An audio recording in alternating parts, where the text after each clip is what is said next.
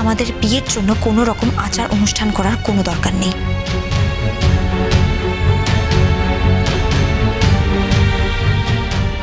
কারণ এই বাড়ির লোকেরাই যখন আমাদের এই বিয়েটাকে গ্রহণ করতে পারছে না, তখন এই বিয়ের জন্য আচার অনুষ্ঠান করার কোনো মানেই হয় না। কিচ্ছু করার দরকার নেই।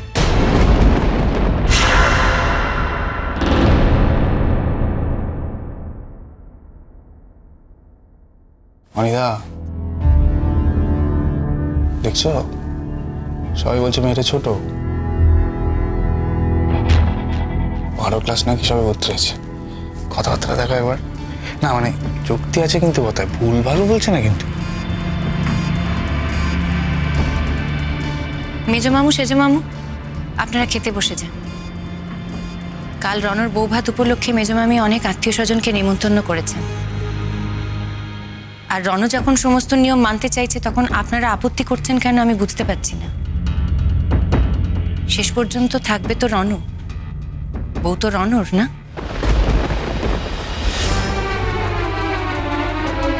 রূপকথা, আমি আমার মার সেন্টিমেন্টকে আঘাত করতে চাই না।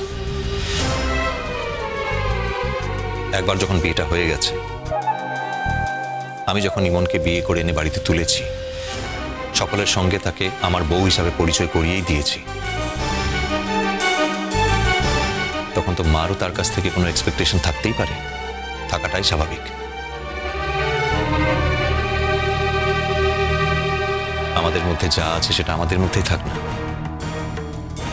অন্যদের তো সেটা জানার প্রয়োজন নেই। আর একবার যখন ইমন রাজি হয়েছে সকলের পাতে ভাত তুলে দিতে, তখন আমাদের সকলের উচিত তার কাছ থেকে ভাত নেওয়া। ইমন ঠিকই বলেছে।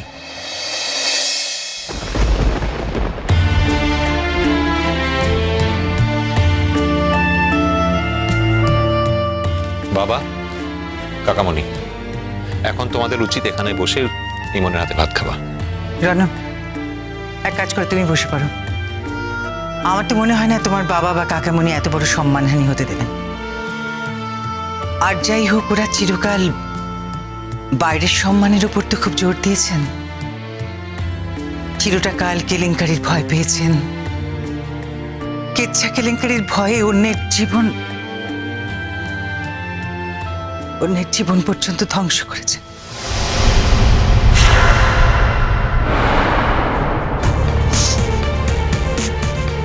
আর তাই আমার মনে হয় রানু, তোমার বাবার বোধহয় আর আপত্তি হবে না। আচ্ছা, তাহলে কি দাঁড়ালো? হ্যাঁ, তোমরা কি ইমনের হাত থেকে ঘি ভাত নেবে, নাকি ইমন ওই ঘি ভাতের পাত্র ফেলে রেখে সাজগোজ করে বেরিয়ে যাবে? কোনটা? দেখো, যা বলার তাড়াতাড়ি বলো, হাতে কিন্তু বেশি সময় নেই। আমার হাতে সময় কিন্তু সত্যি খুবই কম, আর এত নাটক দেখার অভ্যেস কিন্তু আমার কোনোদিনই নেই। তাই আপনারা বলে দিন, আপনারা খেতে বসবেন কিনা। যদি আপনারা না বসেন, কোনো ব্যাপার না, আমি আপনাদের ইচ্ছেকে কোনো রকমভাবে অসম্মান করব না। কিন্তু আমার মুখের ওপর আপনাদের পরিষ্কার করে জানিয়ে দিতে হবে যে আমার শর্তে আপনারা রাজি।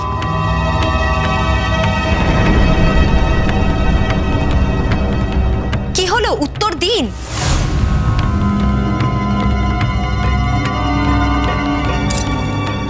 আমি 1 থেকে 5 গুনব, আর তার মধ্যে আমি আমার উত্তর চাই।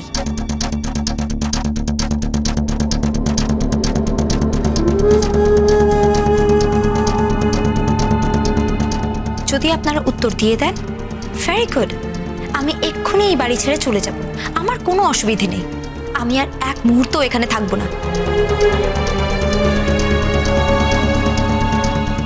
ভানু, আমার লাগেজ প্যাক করো, আমি এখান থেকে চলে যাব। শুধু আমার 1 থেকে 5 গোনার অপেক্ষায়।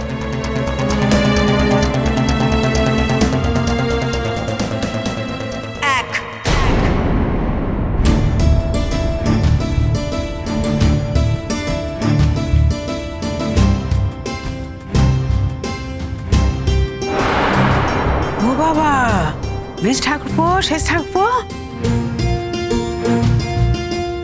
এ তো দেখছি সাংঘাতিক মেয়ে। হ্যাঁ, কে আছে গো বাড়িতে? কে আছে? নতুন বউ এসছে না উকিল আছে গো?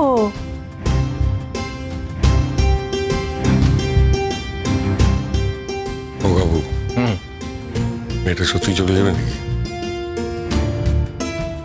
বলা যায় না দাদা, মেয়ের মেজাজ তো খুব চড়া দেখতে পাচ্ছি।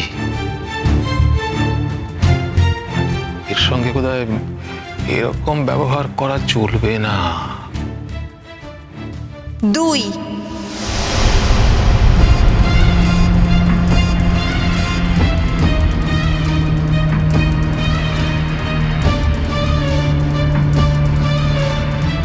তাহলে কি করবে বলো তো? দেখো, বাড়ির কেলেঙ্কারি তো বাইরে বেরোতে দেওয়া ঠিক না। হ্যাঁ, চলো বসেই পড়ি। 3।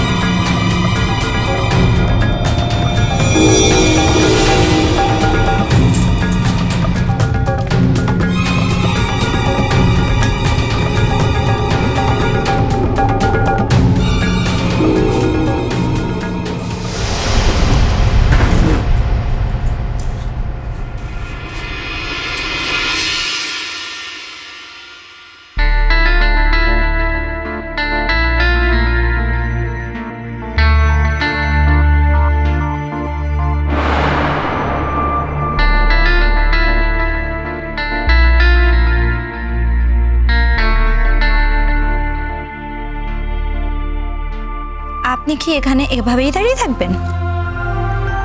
শর্ত তো শুধু বাবা আর কাকামণির উপরে ছিল, আমার উপরেও আছে বুঝি? তার মানে আপনি বসবেন না, তাই তো? আমি যে বসবো না সে কথা তো একবারও বলিনি।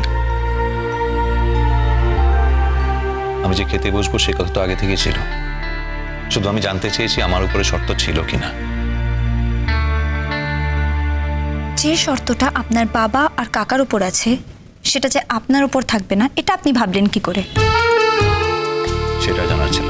Thank you.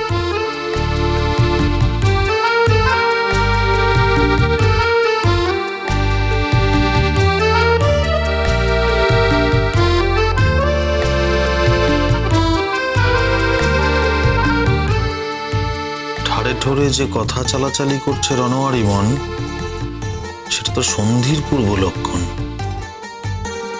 রূপকথা বুদ্ধিমতী মেয়ে, রূপকথা সেটা ধরে ফেলেছে। আমারও সন্দেহ হচ্ছে যে রনও মনে মনে মেয়েটাকে পছন্দ করতে শুরু করেছে। আর এমন তেজি মেয়ে, বাপ রে বাপ, একে তো অস্বীকার করার উপায়ই নেই। এ তো জোর করে নিজেকে স্বীকার করিয়ে নিতে জানে।